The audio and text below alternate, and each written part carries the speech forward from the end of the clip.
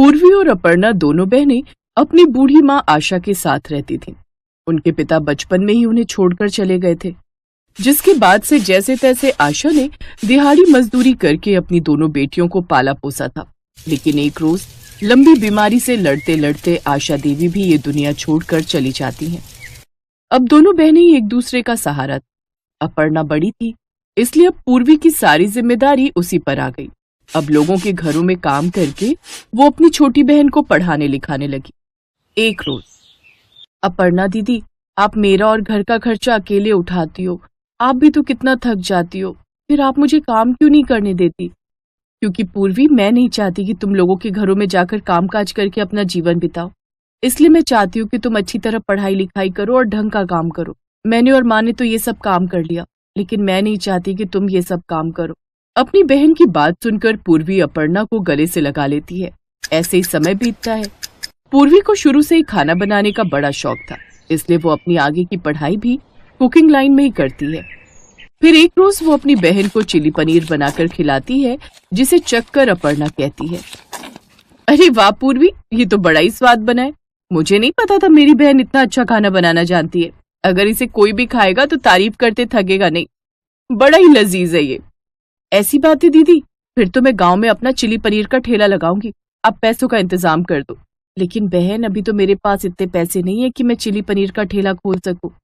मुझे कुछ नहीं पता दीदी, मैंने कहा ना मैं चिली पनीर का ठेला लगाऊंगी, मतलब लगाऊंगी। मुझे कहीं से भी पैसे ला कर दो। अपनी बहन की इच्छा पूरी करने के लिए अपर्णा अब उन सभी लोगों से पैसे मांगती है जिनके यहाँ वो काम करती थी, लेकिन कोई भी उसकी मदद करने के लिए तैयार नहीं होता, क्योंकि उसने पहले से ही अपनी बहन की पढ़ाई के लिए कर्जा उठाया होता है। थक हार कर अपर्णा गांव के मंदिर जाती है और भगवान से प्रार्थना करती है।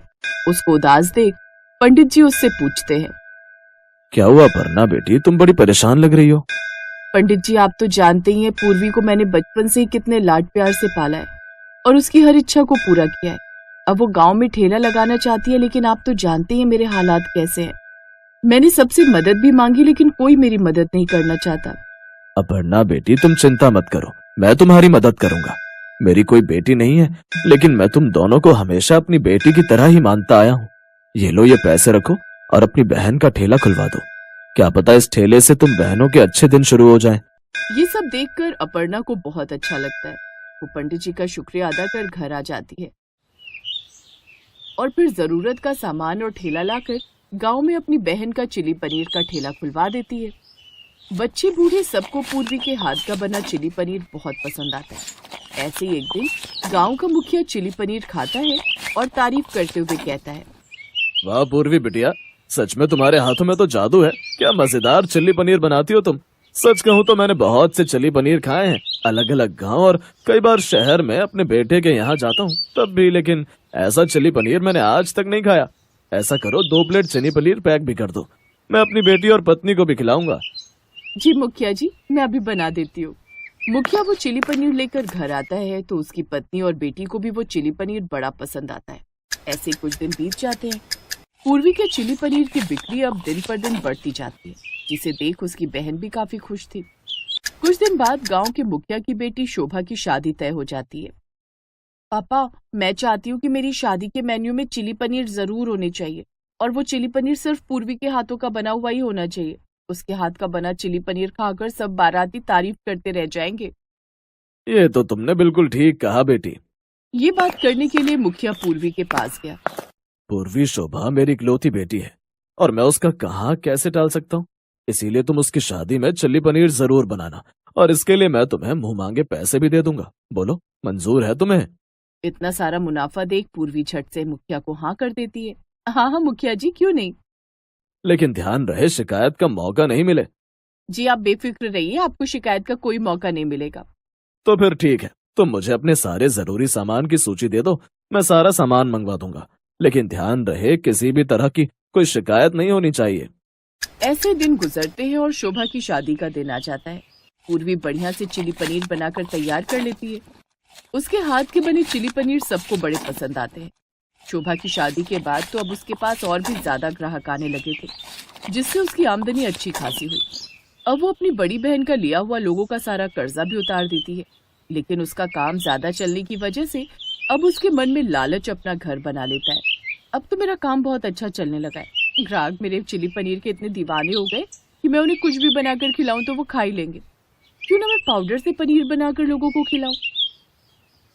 अब वो लोगों को पाउडर से पनीर बनाकर चिली पनीर खिलाती है, जिससे उसकी लागत अब काफी कम हो जाती है और कमाई अच्छी खासी होने लगती है। न जाने क्यों, लेकिन इस चिल्ली पनीर का स्वाद अब पहले जैसा बिल्कुल नहीं लग रहा। आपने इसका मसाला बदला है क्या? नहीं तो, ऐसा कुछ भी नहीं है। शायद आपकी जुबान को स्वाद नहीं आ रहा है। यहाँ पर कितने सारे ग्राहक बैठे हैं, लेकिन किसी ने मुझसे शिकायत नहीं की। नहीं, लेकिन मुझे चिल्ली पनीर पहले जैसा नहीं लग रहा। होना हो जरूर कुछ गड़बड़ है। वो ग्राहक वहाँ से चला जाता है, लेकिन उनकी ये बातें अपर्णा सुन लेती है। पूर्वी, ये ग्राहक ऐसा क्यों बोल रहा है? कहीं तूने कुछ गड़बड़ तो नहीं की ना? अरे नहीं दीदी, अब उसके मुंह का स्वाद खराब है तो मैं क्या करूँ। और वैसे भी 1-2 ग्राहक के जाने से मुझे कोई फर्क नहीं पड़ता। अब पूर्वी इसी तरह अपने लालच को बढ़ाती जाती है। वो लोगों को हर रोज पाउडर मिला पनीर ही खिलाने लगी। लेकिन एक रोज पंडित जी उसे ऐसा करते हुए देख लेते हैं और डांटते हुए कहते हैं, थोड़े पैसे ज्यादा कमाने के लिए तुम इतना घटिया काम कैसे कर सकती हो? तुम जानती हो ना पाउडर वाला पनीर खाना लोगों के लिए कितना हानिकारक है। तुम ग्राहकों की सेहत के साथ खिलवाड़ कैसे कर सकती हो? एक तुम्हारी बहन है जिसने इतनी मेहनत और कष्ट करके तुम्हें काबिल बनाया, और एक तुम हो जो ऐसा घटिया काम करके उसका नाम डुबा रही हो। अगर सब गांव वालों को पता चल गया तुम ये सब करती हो तो क्या इज्जत रह जाएगी तुम्हारी गांव वालों की नजरों में? पंडित जी की बातें सुनकर पूर्वी का सर शर्म से झुक जाता है। मुझे माफ कर दीजिए पंडित जी, मुझे आपकी सारी बातें समझ आ गई हैं। अब आज के बाद मैं कभी ऐसा घटिया काम नहीं करूंगी। शुक्रिया पंडित जी, आज आपने मेरी आंखें खोल दी। इस तरह से पूर्वी को अपनी गलती का एहसास होता है और वो हमेशा हमेशा के लिए काम छोड़ देती है। अब वो पूरी ईमानदारी से अपनी बहन के साथ ठेले पर चिली पनीर बनाकर बेचती है। अब वो दोनों और भी ज्यादा अच्छी कमाई करने लगे, जिससे गरीबी के बादल अब उनकी जिंदगी से छटने लगे।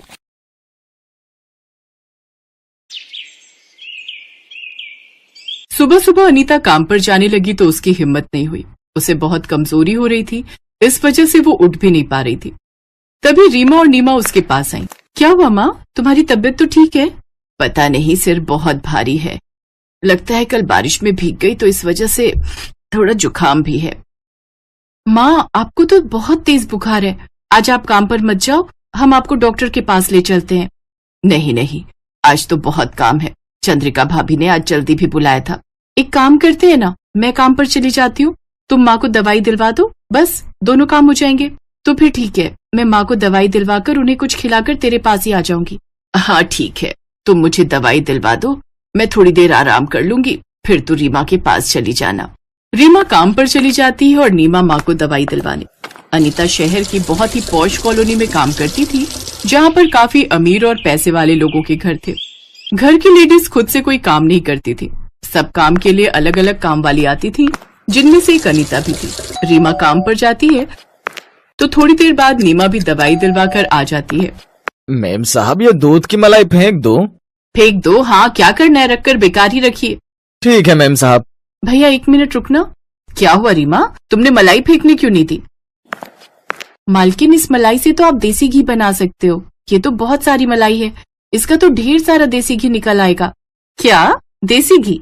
मैंने तो घर पर कभी नहीं निकाला। हमारे घर में तो देसी घी बाजार से आता है। हम आपको इस मलाई का देसी घी निकाल कर दे दें, आपको बहुत पसंद आएगा। ठीक है, बना दो, मेरा तो फायदा ही है। मुझे इस महीने देसी घी बाजार से नहीं मंगवाना पड़ेगा। भैया ये मलाई हमें दे दो, हम अभी इसका घी बना देते हैं। रीमा और नीमा वहाँ खाना बनाने वाले शेफ से मलाई ले लेती हैं और किचन में मलाई से घी बनाने लगती है। कुछ देर बाद बहुत ही बढ़िया मलाई का घी निकल आता है। ये देखकर मालकिन चंद्रिका बहुत खुश होती है। इस समय चंद्रिका की एक सहेली उससे मिलने आई होती है। तुमने तो बहुत बढ़िया घी निकाल दिया। हमारे तो जितने भी खाना बनाने वाले लगे हुए हैं सब मलाई को फेंक देते हैं। किसी ने भी हमें ये सलाह नहीं दी कि इतना रोज का दूध आता है, इतनी मलाई जुड़ती है तो हम इसका घी बना ले। तुम दोनों ने बहुत बढ़िया काम किया है। घी में कितनी अच्छी खुशबू आ रही है। तुम दोनों ये घी कैसे बना लेती हो? आंटी जी, ये घी बनाना हमने अपनी माँ से सीखा है। अरे अनीता को तुम जानती हो ना, ये अनीता की दोनों बेटियां हैं। अनीता की तबीयत ठीक नहीं चल रही, इसलिए आज ये काम पर आई थी। वो तो रामू मलाई को फेंक रहा था तो इन दोनों ने देख लिया और देखो इस मलाई का घी बना दिया। मेरे घर पर भी मलाई बहुत खराब होती है, मैं खुद ऐसे ही फेंक देती हूँ। तुम एक काम करो, शाम को मेरे घर में भी घी बना दो। वैसे भी मैं बाजार से घी ऑर्डर करने वाली थी, घर पर बनवाऊंगी मलाई का तो मेरे हस्बैंड बहुत इम्प्रेस होंगे। मेरे ससुर जी को तो इन सब चीजों की बहुत आदत है। ठीक है आंटी जी, हम आ जाएंगे। आप अपने घर का पता बता दो कहाँ है। मालकिन चंद्रिका की सहेली रीमा नीमा को अपना घर बता देती है। वो चंद्रिका के घर से थोड़ी दूरी पर ही रहती थी। चंद्रिका का काम खत्म करके रीमा नीमा चंद्रिका की सहेली उषा के घर पहुंच जाती है। उषा उन्हें अपनी रसोई में ले जाती है और रीमा नीमा दोनों घी निकालने लगती हैं। अब ये बात जब उस कॉलोनी की बाकी कोठियों में रहने वाली चंद्रिका की बाकी सहेलियों को पता चलती है तो वो भी रीमा नीमा से घी निकालने के लिए कहती हैं। रीमा नीमा की इस काम से बहुत कमाई होती है। माँ देखो, आज हमने अरुणा आंटी के घर घी निकाला, उन्होंने हमें 200 रुपए दिए। अच्छा, ये तो बहुत अच्छी बात है। इन पैसों को तुम दोनों संभाल कर रखो। माँ, हम तो उस कॉलोनी में घी वाली बहनों के नाम से फेमस हो गए। कॉलोनी की सब आंटी जो थी सारी मलाई फेंक देती थी। उनके खाना बनाने वाले उनको ये चीज कभी बताते ही नहीं थे कि मलाई का मक्खन और घी बना लो। अब तो सबने घर में मलाई जोड़कर रखनी शुरू कर दी है। बहुत सारी मलाई इकट्ठी होती है माँ सब घरों में। हाँ, मुझे तो ये बात पता थी, पर मैंने कभी बोला ही नहीं। ये तो तुम दोनों की समझदारी है कि तुमने उन्हें कह दिया, और आज उनकी इतनी सारी मलाई भी नहीं फेंकती और उनका घी भी निकल आता है। अब तो मुझे नहीं लगता कि कोई बाजार से घी मंगवाता होगा। अनीता जो सोच रही थी वैसा ही हुआ। कॉलोनी की सभी औरतों ने अब बाजार से घी लेना बंद कर दिया, क्योंकि उनको घर बैठे ही इतना बढ़िया ज्यादा मात्रा में घी मिल जाता था। क्या हुआ, तुमने आज घी क्यों नहीं लिया? तुम तो अक्सर घी ले जाती हो। नहीं, सामान में घी नहीं लिखवाया, और वैसे भी अब भूल जाओ मदन भैया कि तुम्हारी दुकान से कॉलोनी की कोठियों में घी जाने वाला है। क्यों, हमेशा तो 4-4, 5-5 किलो घी जाता है। अब क्या हो गया? तुम नहीं ले जा रही हो तो कोई और ले जाएगा। मेरा तो काम बेचना है। कॉलोनी के घरों में रीमा और नीमा नाम की वो जो 2 बहनें हैं ना, वो घी निकाल देती हैं। इस वजह से सबको उनके हाथ का घी पसंद आता है। सब अब घर में मलाई इकट्ठी करके रखने लगे हैं। रीमा नीमा बहुत बढ़िया घी निकाल देती हैं। अच्छा, तो ये बात है। दुकानदार ये बात सुनकर गुस्से में आ जाता है, क्योंकि कॉलोनी के घरों में उसकी दुकान से बहुत सारा घी जाता था। अचानक से सब घरों ने घी लेना बंद कर दिया तो उसकी कमाई कम हो गई। कुछ दिनों बाद चंद्रिका ने रीमा नीमा को एक बार फिर से घी बनाने के लिए बुलाया। रीमा नीमा, तुमने जो घी बनाया था वो तो खत्म हो गया, मलाई और इकट्ठी हो गई है। रामू तुम्हें और मलाई निकाल कर दे देगा, आज घी बना जाओ। जी मालकिन, हम बना देते हैं। रीमा नीमा रसोई में जाती हैं। वहाँ पर शेफ रामू फ्रिज में से मलाई निकाल रहा था। उसके हाथ में एक छोटा सा कटोरा था। ये रही मलाई, तुम दोनों इसका घी बना दो। इतनी थोड़ी सी मलाई पर मलाई तो बहुत सारी इकट्ठा होती है, इसका तो बहुत जरा सा घी बनेगा। जितनी है उतना बना दो, ज्यादा सवाल मत किया करो। मैं भी यहाँ पर ज्यादा सवाल नहीं करता, नहीं तो मालकिन गुस्सा होती है। शेफ वहाँ से बाहर चला जाता है। रीमा नीमा घी बना देती है और उस दिन घी बहुत थोड़ा सा निकला। पता नहीं बड़ी वाली छलनी कहाँ रखी है, घी छानना रह गया है। मैं नीचे देखती हूँ, कहीं अलमारी में नीचे ना गिर गई हो। नीमा अभी छलनी ढूंढ ही रही थी कि तभी उसकी नजर नीचे छुपे डस्टबिन पर जाती है, जिसमें बहुत सारी मलाई गिरी हुई थी। ऐसा लग रहा था मानो किसी ने बड़ी थैली में मलाई को फेंका हो। ये बात जब चंद्रिका को पता चलती है तो सारी बात सामने आ जाती है। शेफ रामू ने जानबूझकर मलाई को फेंक दिया था। रामू सब कुछ सच सच बता देता है कि उसे दुकानदार ने ही ऐसा करने के लिए कहा था, और इस बात के दुकानदार ने उसे 5,000 रुपए दिए थे। मालकिन माफ कर दो, मैं पैसों के लालच में अंधा हो गया था, मुझसे गलती हो गई। नहीं रामू, चाहे बात छोटी है, कोई इतनी बड़ी नहीं है, पर ऐसी घटिया बात वो भी सिर्फ 5,000 रुपए के लिए तुम कैसे कर सकते हो? उस दुकानदार से तो अब इस कॉलोनी में हम में से कोई कुछ सामान नहीं लेगा, पर तुम्हें भी मैं नौकरी पर नहीं रखूंगी। तुम कहीं और जाओ और वहां नौकरी ढूंढो, इस कॉलोनी में तुम्हें कोई नहीं रखेगा। चंद्रिका शेफ रामू को नौकरी से निकाल देती है। अब उस दुकानदार से भी सबने सामान खरीदना बंद कर दिया।